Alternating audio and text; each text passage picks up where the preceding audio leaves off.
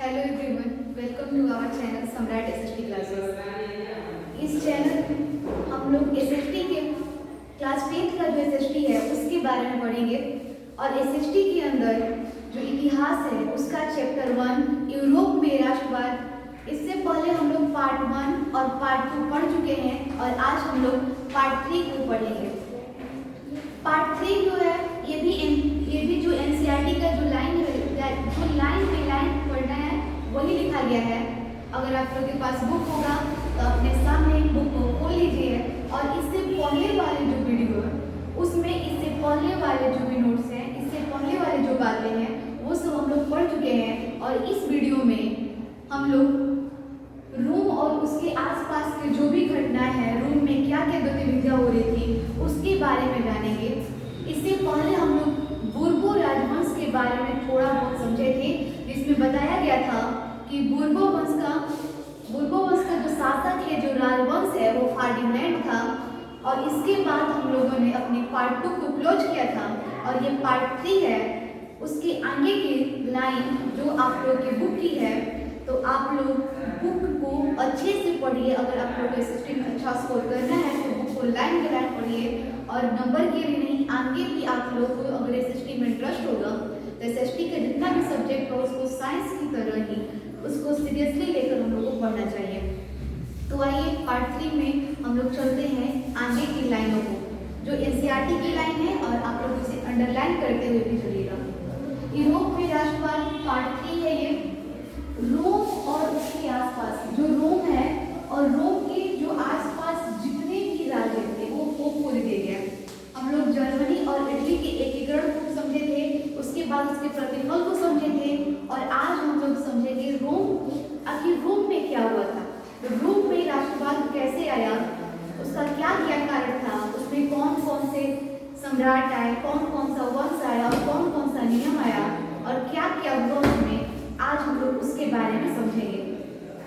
तो जो रोम है और रोम के आसपास जितने भी राज्य थे वो पोप को दे दिए गए।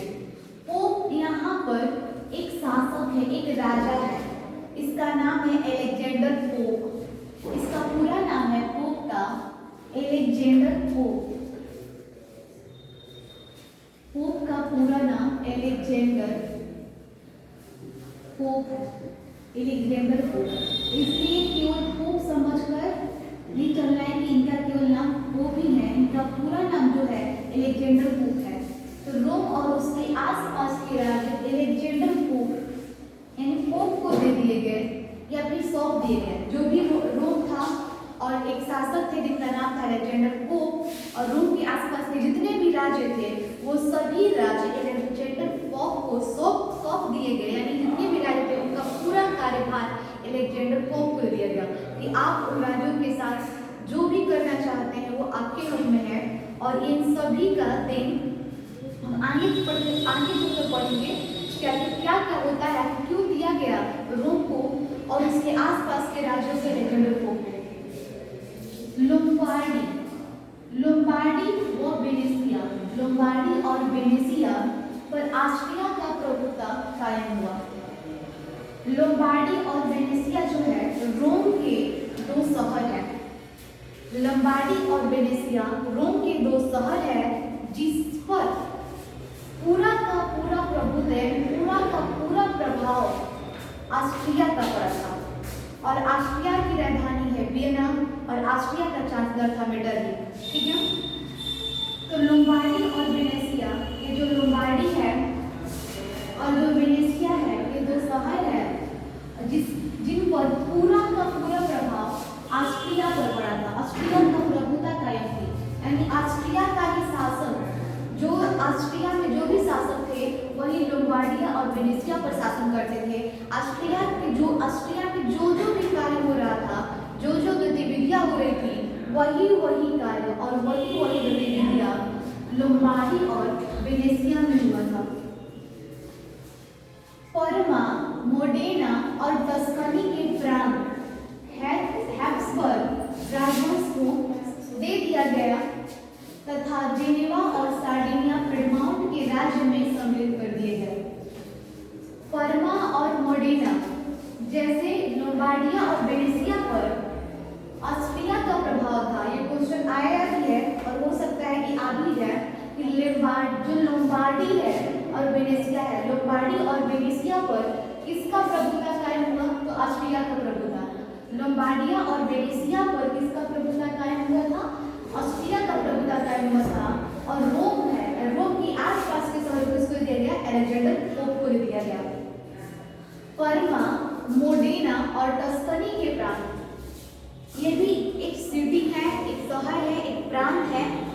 जो पर्मा, मोडेना और टस्कनी के जो प्रांत है वो हैब्सबर्ग, एक जैसे बुर्बो राजवंश के बारे में हम पढ़े थे, उसी तरह से एक हैब्सबर्ग राजवंश है, उसको दे दिया गया। पर्मा, मोडेना और टस्कनी के प्रांत जो है हैब्सबर्ग राजवंश को दे दिया गया तथा जेनेवा और सार्डिनिया पिडमाउंट के राज्य मोडेना, टस्कनी के प्रांत हैब्सबर्ग राजवंश को दिया गया था। ये भी पूछना सकता है कि पर्मा, मोडेना और टस्कनी के प्रांत किसको दे दिए गए? तो पर्मा, मोडेना और टस्कनी के प्रांत हैब्सबर्ग राजवंश को दे दिया गया तथा जेनेवा और सार्डिनिया दो सिटी है जो जेनेवा सार्डिनिया पिडमाउंट के राज्य में शामिल कर दिया गया। जो जेनेवा है वो सार्डिनिया पिडमाउंट एक राज्य है, जेनेवा उसका सिटी है, उसी ये सिटी जो है इस राज्य में सम्मिलित कर दिया गया, यानी किसी शहर को एक राज्य में जोड़ दिया गया। उसी प्रकार जेनेवा और सार्डिनिया को यहाँ पर जो है जेनेवा और सार्डिनिया पिडमाउंट को राज्य में सम्मिलित कर दिया गया। जो जेनेवा है उसको सार्डिनिया में जोड़ दिया गया। अब जेनेवा जो है सार्डिनिया पिडमाउंट का एक हिस्सा कराया गया। जर्मनी में 39 रियासतों का संघ कायम रहा। जर्मनी जो है, जर्मनी में 39 रियासत जो है, जर्मनी में 39 रियासतों का संघ कायम रहा। संघ मतलब एक ग्रुप, एक समूह, चाहे वो ग्रुप लोगों का हो सकता है, नियमों का हो सकता है और बहुत सारे नेताओं का भी हो सकता है। कोई भी समूह, तो उस वहाँ पर जो समूह है संघ का रूप ले लेती है। और जर्मनी में 39 रियासतों, यानी यहाँ पर रियासतों का समूह है, रियासतों का संघ कायम रहा, जिस पर अप्रत्यक्ष रूप से ऑस्ट्रिया का अधिकार स्थापित किया गया। जर्मनी में जो भी 39 राष्ट्रीय संघ कायम किया गया था उन सभी पर अप्रत्यक्ष रूप से, यानी प्रत्यक्ष एकदम सामने से नहीं बोला गया कि इस पर ऑस्ट्रिया का प्रभाव है, ऑस्ट्रिया का शासन कायम है, लेकिन यहाँ पर अप्रत्यक्ष रूप से नियम कानून वही चलते थे, लेकिन प्रत्यक्ष नहीं बताया गया था कि यहाँ पर ऑस्ट्रिया का शासन चलता है। इसलिए जो जर्मनी के 39 रियासतों का संघ था उस पर अप्रत्यक्ष रूप से ऑस्ट्रिया का अधिकार स्थापित किया गया तथा हर संभव प्रयास किया गया कि उसमें राष्ट्रीयता की भावना नहीं जगे। और ऑस्ट्रिया का प्रभाव इसलिए स्थापित किया गया था जर्मनी के 39 रियासतों पर कि उसमें उसके अंदर राष्ट्रवाद की भावना न जगे, वहाँ के लोगों को अपने राष्ट्र के प्रति स्नेह या राष्ट्र के प्रति बचाव की भावना न जगे। राष्ट्रवाद की भावना क्या है, इसे हम लोग अच्छे समझ चुके हैं, या फिर एक बार फिर समझते हैं कि राष्ट्रवाद की भावना क्या है। कि अगर मान लीजिए कि इंडिया और पाकिस्तान का मैच हो रहा है और सभी लोग देख रहे हैं, तो सबके जो इंडिया वाले हैं उनके सभी के मन में होता है कि काश इंडिया जीत जाए, और जो पाकिस्तान वाले होते होंगे कि पाकिस्तान जीत जाए। ऐसे जितने भी लोग हैं उनको अगर इंडिया मैच जीतता है तो कुछ मतलब कुछ एक होता है ना, कुछ प्रॉफिट होगा, ऐसा कुछ नहीं है। बस इनके अंदर अपने राष्ट्र के प्रति जिताने की भावना है, अपने राष्ट्र के प्रति लगाव की जो भावना है वो वहाँ पर दिखाई देता है, और वही भावना राष्ट्रवाद की भावना है। वही जो जर्मनी के 39 रियासतों का संघ था, ऑस्ट्रिया नहीं चाहता था कि जर्मनी के 39 रियासतों पर राष्ट्रवाद का प्रभाव पड़े और उनके अंदर राष्ट्रवाद की भावना भी जगे। मेटरनिख ने फ्रांस में भी पुरातन व्यवस्था की पुनर्स्थापना की। मेटरनिख कौन था आगे हम लोग समझ चुके हैं, ऑस्ट्रिया का चांसलर था और ऑस्ट्रिया की राजधानी जो वियना है वहीं पर इन्होंने बहुत सारे कार्य किए हैं। मेटरनिख ने फ्रांस की पुरातन व्यवस्था की। फ्रांस की पुरातन व्यवस्था यानी फ्रांस में चली आ रही पुरानी व्यवस्थाओं को फ्रांस की पुरातन व्यवस्था कहते हैं। मेटरनिख ने फ्रांस में भी पुरातन व्यवस्था की पुनर्स्थापना की। मेटरनिक ने फ्रांस में उन्हीं नियमों की स्थापना की जो पहले से चली आ रही थी। उन्हीं नियमों की फ्रांस में मेटरनिक ने स्थापना की। इस तरह से वियना सम्मेलन प्रतिक्रियावादी शक्तियों की विजय थी। इस तरह से इन सभी कार्यों की तरह अगर हम देखें तो जो वियना सम्मेलन था इसमें ब्रिटेन, रूस, प्रसा, ऑस्ट्रिया ने भाग लिया था और 1815 में राष्ट्रीय राजधानी वियना में हुई थी, वियना सम्मेलन कहा जाता है। तो इसी तरह वियना सम्मेलन प्रतिक्रियावादी शक्तियों की विजय थी। जो वियना सम्मेलन हुआ था उसमें प्रतिक्रियावादी शक्ति मतलब कोई भी अगर उन पर कोई ऐसी गतिविधि या कोई देश की तरफ से कोई नियम आता था उसका इन लोग विरोध करते थे, इसीलिए इन पर प्रतिक्रियावादी शक्तियों की विजय थी। लेकिन यह व्यवस्था अस्थायी साबित नहीं हुई और प्रतिक्रियावादी देश कौन है हम लोग आगे समझ चुके हैं, वही देश जो वियना सम्मेलन में शामिल हुए थे। लेकिन यह व्यवस्था अस्थायी साबित नहीं हुई। जो इन्होंने व्यवस्था को स्थापित किया था यह व्यवस्था अस्थायी रूप से साबित नहीं हुई, यानी बहुत जल्द ही इस व्यवस्था का विनाश हो गया। यह व्यवस्था बहुत जल्द ही वहां से खत्म हो गया और जल्द ही यूरोप में राष्ट्रीयता की भावना का प्रसार हुआ। जैसा ही मेटरनिक सोचता था कि वहां पर जर्मनी में जितने भी 39 रियासत थे उनमें राष्ट्रवाद की भावना न जगे, लेकिन ऐसा कुछ हुआ नहीं। उनकी जो पुरातन व्यवस्था थी वो जल्द ही खत्म हो गया और जल्द ही यूरोप में राष्ट्रीयता की भावना का प्रसार हुआ। राष्ट्रवाद की जो भावना है वो बढ़ती हुई, जिससे यूरोप में लगभग सभी देश प्रभावित हुए, जिसके कारण यूरोप में जितने भी देश हैं सभी देश राष्ट्रवाद की भावना से प्रभावित हुए और यूरोप में राष्ट्रवाद लाने का फ्रांस में वियना व्यवस्था के तहत क्रांति की पूर्व की व्यवस्था को स्थापित करने के लिए बूर्बो राजवंश को पुनर्स्थापित किया गया। फ्रांस में वियना व्यवस्था के तहत क्रांति की पूर्व की व्यवस्था को फ्रांस में वियना व्यवस्था की तहत क्रांति की पूर्व की व्यवस्था को स्थापित करने के लिए बूर्बो राजवंश को पुनर्स्थापित किया गया। फ्रांस में वियना व्यवस्था थी, उससे पहले उसी के तहत अब क्रांति के पहले की जो व्यवस्था है उसको स्थापित करने के लिए फ्रांस में वियना व्यवस्था के तहत, फ्रांस में जो वियना सम्मेलन के तहत जो भी व्यवस्था हुई थी उसके लिए क्रांति से पहले की व्यवस्था को स्थापित करने के लिए बूर्बो राजवंश को स्थापित किया गया था। अगर जो फ्रांस था उसमें वियना सम्मेलन में भाग लिया था, लेकिन उससे पहले की जो व्यवस्था थी, जो उसकी क्रांति के पहले की व्यवस्था थी, उन्हीं को स्थापित करने के लिए फ्रांस में बूर्बो राजवंश की पुनर्स्थापना किया गया था तथा लुई 18वां फ्रांस राजा बना। बूर्बो वंश का वहां पर शासक फर्डिनेंड था। फिर इसके बाद फ्रांस में वियना क्रांति हुई और उसके पहले की व्यवस्था स्थापित करने के लिए फिर से फ्रांस में बूर्बो राजवंश का पुनर्स्थापना हुआ।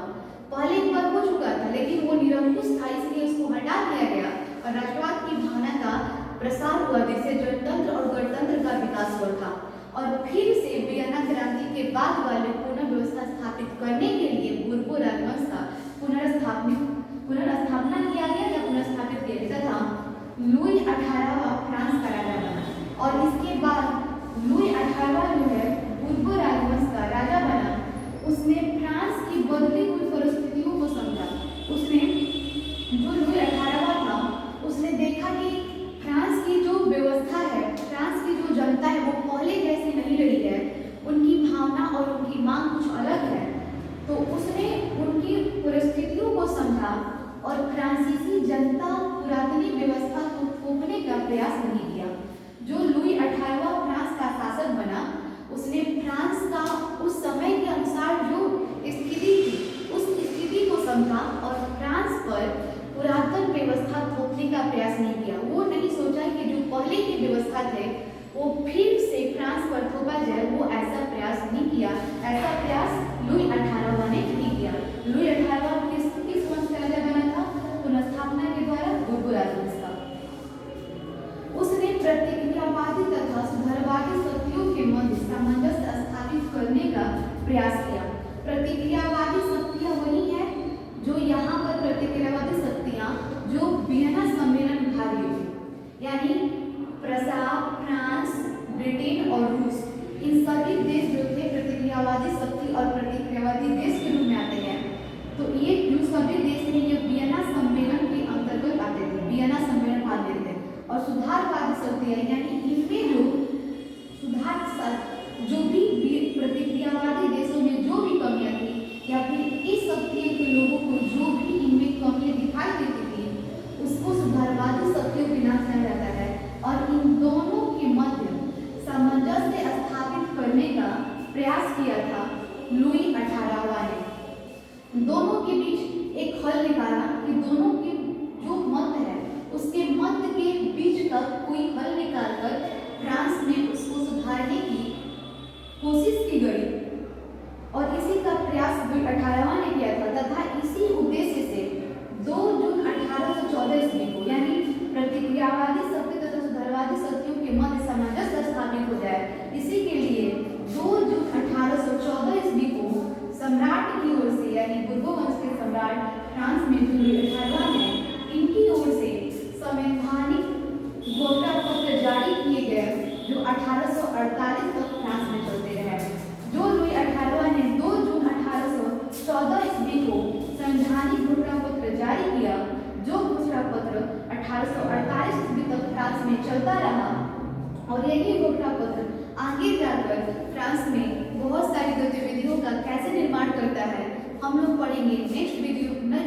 अगर हम लोग इस वीडियो को अगर हम लोग अच्छे से समझ लेते हैं तो जो आने वाली नेक्स्ट वीडियो है उसमें हम लोग 1848 में फ्रांस में चल रहे जो भी घोषणा पत्र के अंदर कानून आते हैं और उन कानूनों का प्रभाव फ्रांस पर कैसे पड़ा इसको हम लोग अगले वीडियो में पढ़ेंगे।